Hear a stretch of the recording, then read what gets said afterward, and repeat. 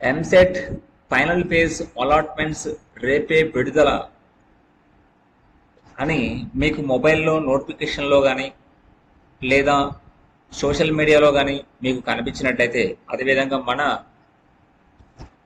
thumbnail ద్వారా కూడా మీరు వీడియో చూసినట్లయితే, ఇది ఏపీకి సంబంధించింది కాదు, తెలంగాణకు సంబంధించినటువంటి. తెలంగాణలో ఫైనల్ పేజ్కు సంబంధించినటువంటి అలాట్మెంట్స్ అనేది 10వ తేదీ అంటే రేపు విడుదల కావడం అయితే జరుగుతుంది.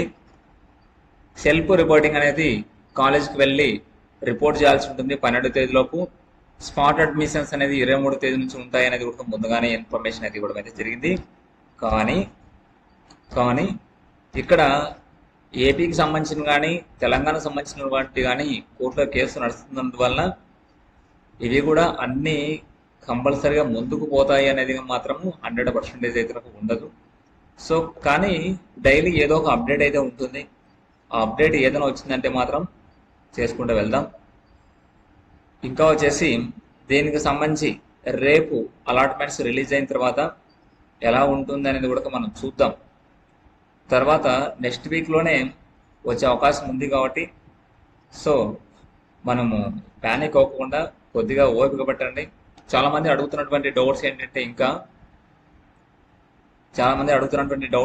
ఇంకా సరే ఇప్పుడు క్లాసెస్ ఉన్నాయి, క్లాసెస్కి సంబంధించినటువంటి అటెండెన్స్ తీసుకుంటారా, 75% ఉండాలి కదా, మేము పోకపోతే ఇప్పుడు ఎట్లా అవుతుంది అనేసి.